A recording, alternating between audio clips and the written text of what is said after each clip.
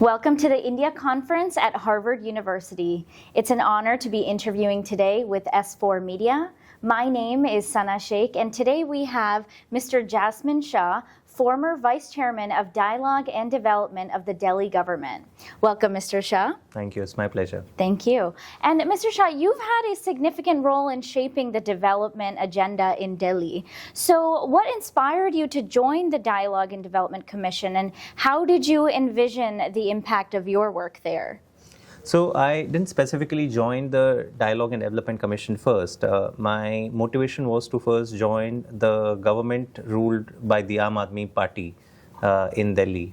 And prior to that, I had spent around a decade in the development sector in India. And I was trying to work with a lot of governments trying to advocate for better policies in education and health. But somehow it always felt that you were pushing against the wall because most governments in India don't tend to prioritize education and health. They don't put money on it. They're not serious about it. So when the AAP formed government in Delhi in 2015, they actually said that health and education are going to be their top two priorities, and they invested huge amounts of budget. They doubled the education budget in just 1 year. So a lot of people who were serious about these issues outside naturally found that there was an alignment. And I reached out to them, we started talking, and I really saw that there was very deep commitment to fundamentally reform these two sectors.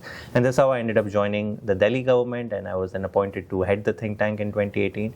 And it's been an immensely satisfying journey. You know, over the book that I have written, which is just released in US yesterday, at the Harvard India Conference, is called The Delhi Model, a bold new roadmap to building a developed India. And that actually, it's an insider account of what I have seen happening inside the Delhi government over the last decade, where sectors like its education, health, electricity have been fundamentally transformed. And I think there's a lot of hope and optimism that governments across India, because so far most Indians tend to believe that governments can't deliver good education, governments can't deliver good healthcare, and probably they should all just privatize. But Delhi's experience shows that that's not true, and if Delhi can do it, why not others? That's wonderful. And so what have been some of these outcomes of doubling the budget for healthcare reforms and educational reforms in India? Yeah, so very interesting. I mean, if you think about it, first and foremost, if you sort of tell people in India that can government schools perform better than private schools, and people would say that's a far stretch. But Delhi has shown that over the last decade, Delhi's government school have consistently outperformed private schools in grade 12 board results. Class 12 board results is something which is easy for people to understand. It's one of the few government school systems where the enrollment numbers are rising. So children are leaving private schools to join government schools. We had 1.5 million students in 2015. Today we have around 1.7 million students. But IIT JEE is one huge, obviously, competitive examination, and normally government schools don't prepare students for these kind of elite examination. But in Delhi, we've had in the last year 700 students who cleared from the government school system IIT JEE main examinations, and NEET is the medical entrance examination. We are at 1,400 children. So array of outcomes. Similarly, in healthcare, we are credited with creating this concept of mohalla clinics or neighborhood clinics, which are air-conditioned clinic at the walking distance from your neighborhood. We have set up 550 such clinics, which offer completely free diagnosis, free medicines, and more than 200 free diagnostic tests to every citizen, irrespective of income criteria or anything. And they're immensely popular. More than 20 million patients avail of free healthcare at Delhi's mohalla clinics.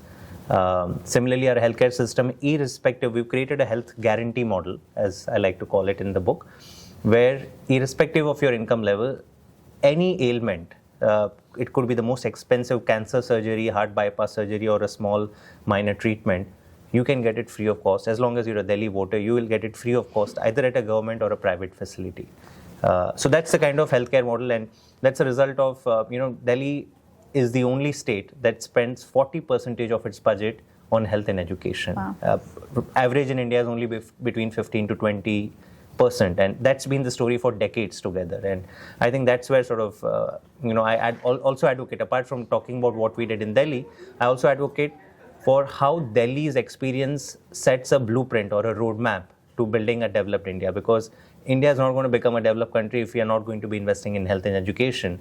And earlier you did not have any examples of how can states do this and achieve, I would say, really good outcomes in just 10 years. It's not been, I mean, there are southern Indian states like Kerala and Tamil Nadu which have actually shown good progress, but that's happened over a long period of time. But Delhi's experience shows that if there is political will, if there is a government that is willing to prioritize spending and transformation and reform in these two sectors, then within a decade you can achieve some great outcomes. That's really wonderful. And so you spoke about the release of your book. Congratulations on Thank that. you. That's really wonderful. So what is the main takeaway from your book that a reader should be taking when they've finished or read your script? I think first and foremost, this belief, I think one of the main thesis of the Delhi model and my book is, India is not going to become developed if we just obsess about economic growth and, spending on big infrastructure or giving big tax cuts to big businesses and assume that they will, somehow create jobs and everybody will be better off. India has been following that approach for the last 30 years, ever since liberalization. And our position in the Human Development Index has only declined over the years. We rank 134 out of 180 nations. So the main takeaway is that India needs to fundamentally alter its approach to development. We need to believe in empowering the common man. Invest in things that will improve the earning capacity of the masses. And that means health, education, skilling, high quality air, water, continuous 24/7 electricity. I mean, even in large parts of India today, you do not get 24/7 electricity. In Delhi, we have ensured that happens after a decade of reforms. And I think that is the message, that unless and until governments reorient the bulk of their effort, not towards big businesses, but in investing in issues that connect with the quality of life of the masses and improve their earning capacity, we are not going to become a developed country. That's a very inspiring message. Thank you so much. I look forward to reading the book as well. Thank you for joining us with S4 Media. My pleasure. Mr. Shah. Thank you. Thank you. My pleasure.